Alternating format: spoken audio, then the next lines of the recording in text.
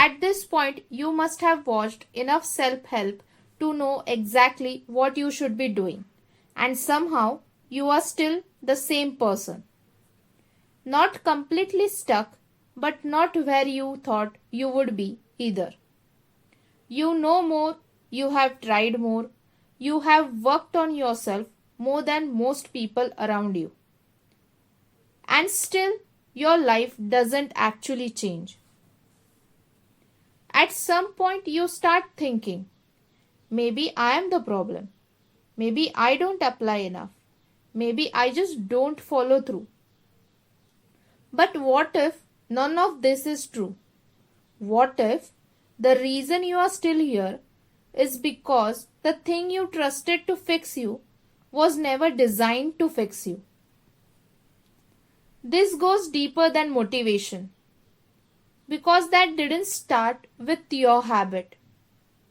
It started with how your brain was trained to mistake progress for change. Here is what the self-help industry sells you. Not information, not tools. It sells you the feeling of forward motion. Think about how you feel in the first hour after a good motivational video. Energized, capable, certain that this time something will shift. That feeling is real and it lasts about 48 hours. Then the same gap is back, the same you, the same distance.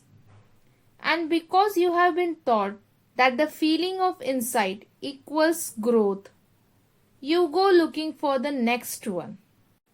The feeling of potential change is the product, not the change itself. The industry discovered that selling the sensation of progress is more scalable than producing actual progress. Because one video creates the feeling once, but a person who stays slightly stuck keeps coming back forever. The science has a name for this. Researchers call it inspirational consumption. You consume motivational content not to change behavior, but to restore the feeling that change is possible. The content isn't the bridge to your better self. It is a photograph of your better self. And photographs don't move you anywhere.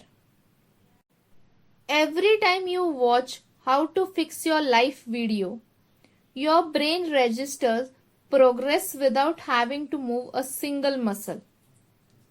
You aren't learning. You are procrastinating plus. The industry built a very specific product to make the loop look like self-improvement.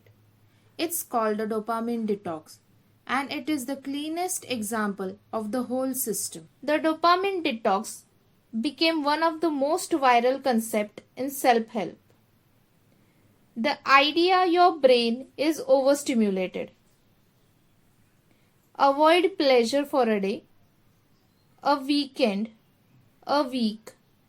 Reset your dopamine system. Come back clearer, more focused, more you. It sounds rigorous. It looks like discipline. It is neither. Here is what a dopamine detox actually is. It is a day where you avoid your phone, avoid junk food, avoid entertainment. You sit, you walk, you journal, you feel productive. And at the end of it, you feel incredible. Not because your dopamine system was reset. That is not how dopamine works. Dopamine is not a tank you deplete and refill. It is a signaling system. You cannot detox a signaling system with a Saturday. The dopamine detox doesn't work because of the neuroscience. It works because you spend a day being intentional. And intention, any intention about anything, feels like progress. The industry took that feeling, gave it a scientific sounding name, and sold it back to you as a system. And here is the part that makes it almost impossible to argue with. When the dopamine detox works, and sometimes it genuinely does, you don't think I had a more intentional day. You think the system works. I should buy the book. I should do the course. And when it stops working, when Monday arrives and the phone is back in your hand and nothing has changed, you don't think the concept was hollow. You think, I didn't do it right. I didn't commit enough. I need to try harder next time. The product is unfalsifiable. If it works, the system gets the credit. If it fails, you get the blame. That is not wellness. That is the most sophisticated customer retention strategy ever built. So what would it mean to actually stop the loop? Not a dopamine detox, not a new system, something harder. Sitting with the question the self-help industry cannot sell you an answer to. What is the stillness at the end of the video actually asking you? Not what to do next, not which habit to add, what you are so afraid of finding that you have built 200 videos worth of noise to avoid it.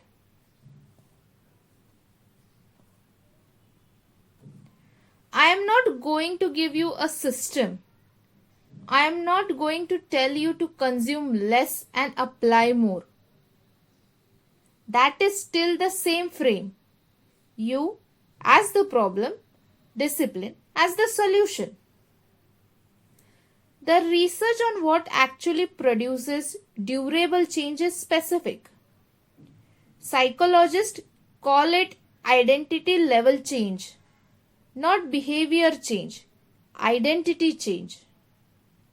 People who change don't primarily change what they do. They change how they see themselves. The doing follows from that, not the other way around. The question is not how do I become more productive.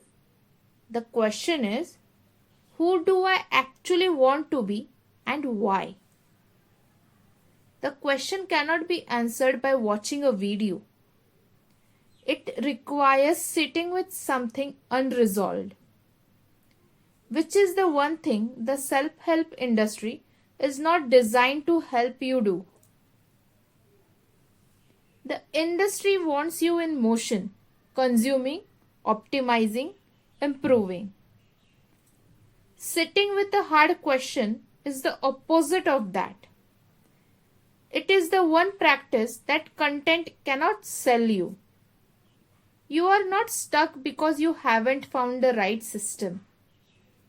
You are stuck because the system you have been given are not designed to unstick you. They are designed to keep you searching. That is not a failure of your willpower. That is a feature of the product.